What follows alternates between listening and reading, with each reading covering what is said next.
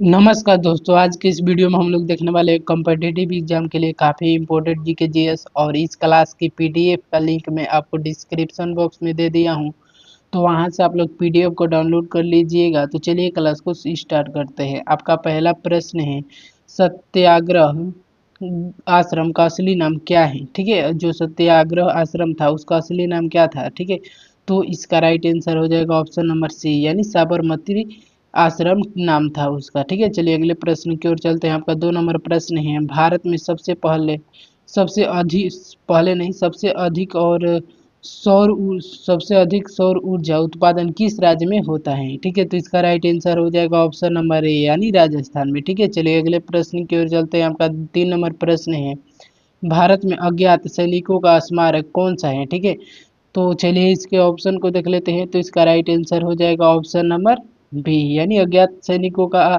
कौन सा है स्मारक? इंडिया गेट हो जाएगा। ठीक है, चलिए अगले प्रश्न की ओर चलते हैं। आपका 4 नंबर प्रश्न है, भारत का राष्ट्रीय युद्ध स्मारक कहाँ स्थित है?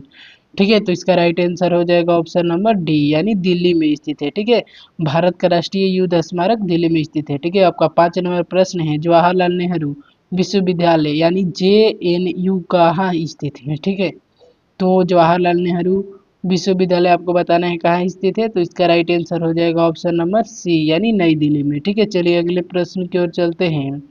आपका 6 नंबर प्रश्न है, जवाहर सुरंग किस राज्य या केंद्र शासित प्रदेश में स्थित है? ठीक है, तो इसका राइट आंसर हो जाएगा ऑप्शन नंबर बी, यानी जम्मू एंड कश्मीर राज्य में। ठीक है, चलिए अगले प्रश्न की ओर चलते हैं। आपका 7 नंबर प्रश्न है, मेहरौली लोह स्तंभ कहाँ स्थित है? ठीक है, तो इसका राइट आंसर हो जाएगा ऑप्शन नंबर डी, यानी नई दिल्ली में। ठीक है, चलिए अगले प्रश्न की ओर चलते हैं। आपका 8 नंबर प्रश्न है, इलाहाबाद का अल्फ्रेड पार्क की किसकी शहादत से जुड़ा है? ठीक है, तो इसका राइट आंसर हो जाएगा ऑप्शन नंबर बी, यानी चंद्रशेखर आजाद के शहादत से जुड़ा है। ठीक है, अल्फ्रेड पार्क इलाहाबाद का। चलिए अगले प्रश्न की ओर चलते हैं। आपका 9 नंबर प्रश्न है, स्टैच्यू ऑफ यूनिटी किससे जुड़ा है? ठीक है, तो इसका राइट आंसर हो जाएगा ऑप्शन नंबर ए, यानी वल्लभ भाई पटेल से स्टैच्यू ऑफ यूनिटी जुड़ा है। ठीक है, इन्हीं के स्मारक को कहते हैं स्टैच्यू ऑफ यूनिटी।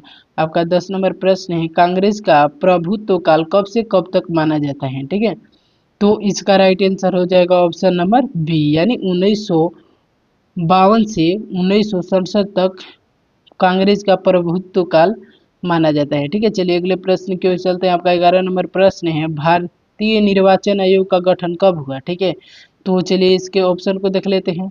तो इसका राइट आंसर हो जाएगा ऑप्शन नंबर सी, यानी 1950 में भारतीय निर्वाचन आयोग का आयोजन हुआ था। ठीक है, चलिए अगले प्रश्न की ओर चलते हैं। आपका 12 नंबर प्रश्न है, पंचशील समझौता कब हुआ? ठीक है, तो इसका राइट आंसर हो जाएगा ऑप्शन नंबर बी, यानी 29 अप्रैल 1954 को पंचशील समझौता हुआ था। ठीक है, पंचशील समझौता कब हुआ था? तो 29 अप्रैल 1954 को। ठीक है, चलिए अगले प्रश्न की ओर चलते हैं। आपका 13 नंबर प्रश्न है, द्विराष्ट्र सिद्धांत का प्रतिपादन किसने किया? ठीक है, द्विराष्ट्र सिद्धांत का प्रतिपादन किसने किया था?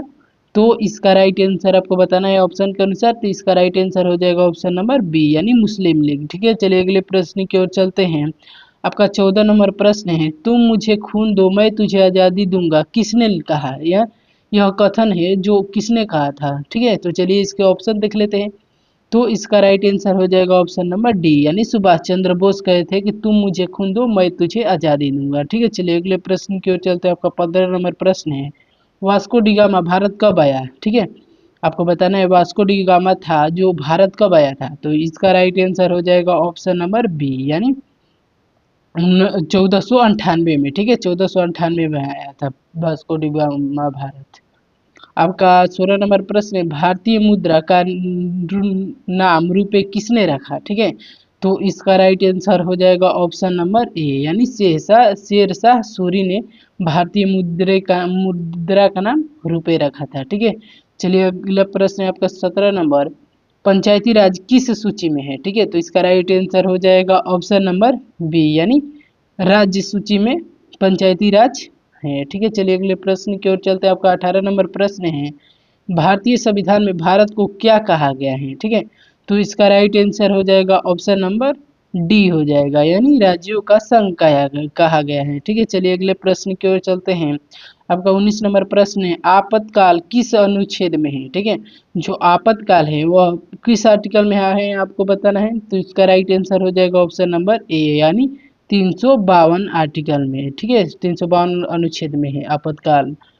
सीमांत गांधी कौन थे? ठीक है, आपको बताना है सीमांत गांधी किसे कहा जाता था। ठीक है, तो इसका राइट आंसर हो जाएगा ऑप्शन नंबर सी, यानी खान अब्दुल गफ्फार खान को सीमांत गांधी कहा जाता था। ठीक है, चलिए आपका 21 नंबर प्रश्न है, गायत्री मंत्र कहाँ से मिलता है, यानी गायत्री मंत्र कहाँ से लिया गया है। ठीक है, तो इसका राइट आंसर आपको बताना है। तो इसका राइट आंसर हो जाएगा ऑप्शन नंबर ए, यानी ऋग्वेद से। ठीक है, चलिए अगले प्रश्न की ओर चलते हैं। आपका 22 नंबर प्रश्न है, किस मुगल शासक का शासनकाल स्वर्णिम युग कहलाता है? ठीक है, तो ऑप्शन इसका राइट हो जाएगा डी, यानी शेर शाह सूरी का शासनकाल स्वर्णिम युग कहलाता है। ठीक है, यहाँ पर पूछा था किस मुगल शासक का था, तो ये हो जाएगा शेरशाह सूरी शासक, वो ऐसे थे जिनका युग जो स्वर्णिम युग कहलाता था। ठीक है, चलिए आपका 23 नंबर प्रश्न है, भारतीय राष्ट्रीय कांग्रेस की पहली महिला अध्यक्ष कौन थी? ठीक है, आपको बताना है भारतीय राष्ट्रीय कांग्रेस की पहली महिला अध्यक्ष कौन थी। तो इसका राइट आंसर हो जाएगा ऑप्शन नंबर सी, यानी एनी बेसेंट। ठीक है, चलिए अगले प्रश्न की ओर चलते हैं। आपका 24 नंबर प्रश्न है, कांग्रेस के पहले यूरोपीय अध्यक्ष कौन थे? ठीक है, तो चलिए इसके ऑप्शन को देख लेते हैं। तो इसका राइट आंसर हो जाएगा ऑप्शन नंबर सी, यानी जॉर्ज यूल थे। ठीक है, चलिए अगले प्रश्न की ओर चलते हैं।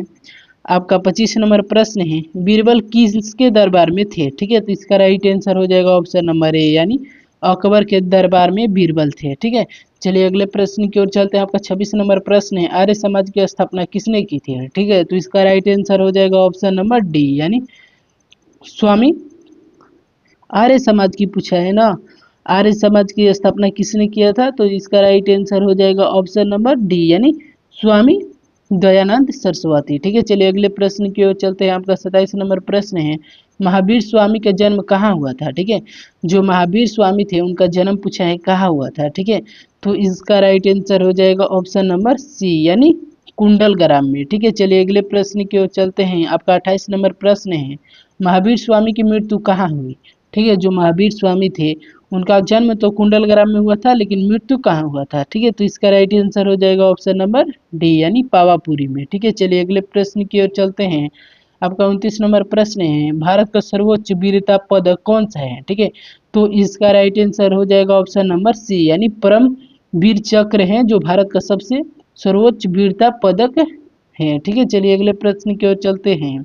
आपका 30 नंबर प्रश्न है, कावेरी नदी का उद्गम कहाँ से होता है? ठीक है, तो आपको बताना है कावेरी नदी का उद्गम कहाँ से होता है। तो इसका राइट आंसर हो जाएगा ऑप्शन नंबर ए, यानी ब्रह्मगिरी की पहाड़िया से। ठीक है, चलिए अगले प्रश्न की ओर चलते हैं। आपका 31 नंबर प्रश्न है, अशोक का धम्म चक्र कहाँ कहाँ पर अंकित है? ठीक है, तो इसका राइट आंसर हो जाएगा ऑप्शन नंबर ए, यानी सारनाथ स्तंभ में। ठीक है, चलिए अगले प्रश्न की ओर चलते हैं। आपका 32 नंबर प्रश्न है, दिल्ली सल्तनत की स्थापना किसने की? ठीक है, तो चलिए इसके ऑप्शन को देख लेते हैं। तो इसका राइट आंसर हो जाएगा ऑप्शन नंबर बी, यानी कुतुबुद्दीन ऐबक। ठीक है, चलिए अगले प्रश्न की ओर चलते हैं। आपका 33 नंबर प्रश्न है, भारत छोड़ो आंदोलन कहाँ शुरू हुआ था?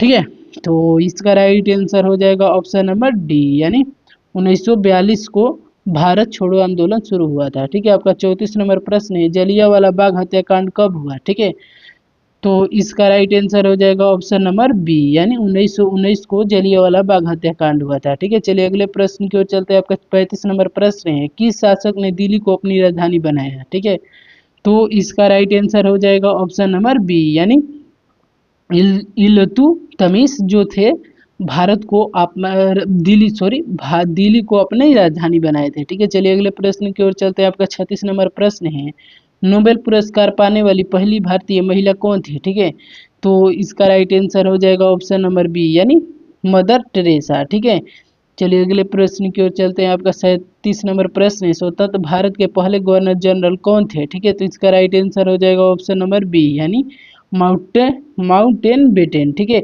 ये काफ़ी इंपॉर्टेंट सवाल है। चलिए अगले प्रश्न की ओर चलते हैं। आपका 38 नंबर प्रश्न है, स्वतंत्र भारत के पहले राष्ट्रपति कौन थे? ठीक है, तो इसका राइट आंसर हो जाएगा ऑप्शन नंबर बी यानी डॉक्टर राजेंद्र प्रसाद। ठीक है, चलिए अगले प्रश्न की ओर चलते हैं।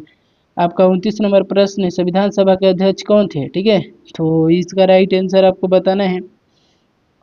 तो इसका राइट आंसर आपको बताना है संविधान सभा के अध्यक्ष कौन थे? ठीक है, तो इसका राइट आंसर हो जाएगा ऑप्शन नंबर बी यानी डॉक्टर राजेंद्र प्रसाद। ठीक है, चलिए अगले प्रश्न की ओर चलते हैं। आपका 40 नंबर प्रश्न है, संविधान सभा के प्रारूपी समिति के अध्यक्ष कौन थे? तो ये इसका राइट आंसर हो जाएगा ऑप्शन नंबर बी यानी डॉक्टर भीमराव अंबेडकर। ठीक है, चलिए अगले प्रश्न की ओर चलते हैं। आपका 41 नंबर प्रश्न है, मौलिक अधिकार किस भाग में दिए गए हैं? ठीक है, तो इसका राइट आंसर हो जाएगा ऑप्शन नंबर बी यानी भाग तीसरा में दिए गए हैं मौलिक अधिकार। ठीक है, चलिए अगले प्रश्न की ओर चलते हैं। आपका 42 नंबर प्रश्न है, अनुच्छेद 370 किस राज्य से जुड़ा था?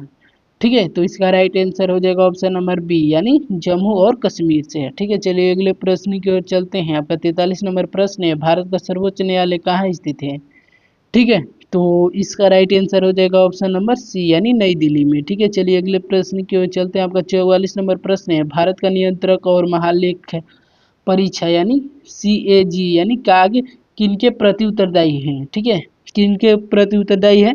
तो इसका राइट आंसर हो जाएगा ऑप्शन नंबर बी यानी संसद के प्रति उत्तरदायी होता है। ठीक है, चलिए अगले प्रश्न की ओर चलते हैं। आपका 45 नंबर प्रश्न है, राज्यपाल की नियुक्ति कौन करता है? ठीक है, आपको बताना है जो राज्यपाल होते हैं राज्य के, उनका नियुक्ति कौन करता है? तो इसका राइट आंसर हो जाएगा ऑप्शन नंबर बी यानी राष्ट्रपति। ठीक है, चलिए अगले प्रश्न की ओर चलते हैं।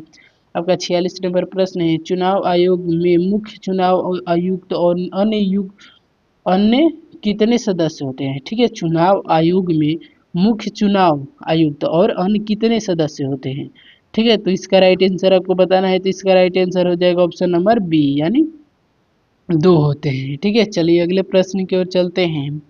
आपका 47 नंबर प्रश्न, भारतीय संसद के 2 सदन कौन से हैं? ठीक है, तो इसका राइट आंसर हो जाएगा ऑप्शन नंबर बी यानी राज्यसभा और लोकसभा, यही 2 हैं। ठीक है, चलिए अगले प्रश्न की ओर चलते हैं। 48 नंबर प्रश्न है, लोकसभा का कार्यकाल कितने वर्षों का होता है? ठीक है, तो ऑप्शन ए नहीं होगा यानी 4 वर्ष का नहीं होता है लोकसभा का कार्यकाल। चलिए अगले ऑप्शन को देख लेते हैं। तो इसका राइट आंसर हो जाएगा 5 वर्ष। ठीक है, चलिए अगले प्रश्न की ओर चलते हैं। आपका 50 नंबर प्रश्न है, भारतीय संविधान की प्रस्तावना कितने शब्द में है? कितने शब्द में है? ठीक है, तो इसका राइट आंसर हो जाएगा ऑप्शन नंबर बी यानी 63 शब्द में। ठीक है, चलिए और आपका यहाँ पर लास्ट प्रश्न हो जाएगा 50 नंबर, संविधान को कितने अनुच्छेद और अनुसूचिया के साथ अपनाया गया था? ठीक है, तो इसका राइट आंसर हो जाएगा ऑप्शन नंबर बी यानी 300। ऑप्शन इसका ऑप्शन ए हो जाएगा यानी 395 अनुच्छेद और 8 अनुसूचियों के कारण। ठीक है, चलिए अगले प्रश्न अनुसूचियों के साथ अपनाया गया था, 8 अनुसूची थी और 395 अनुच्छेद। ठीक है, तो चलिए अगले वीडियो में मिलते हैं, तब तक के लिए बाय।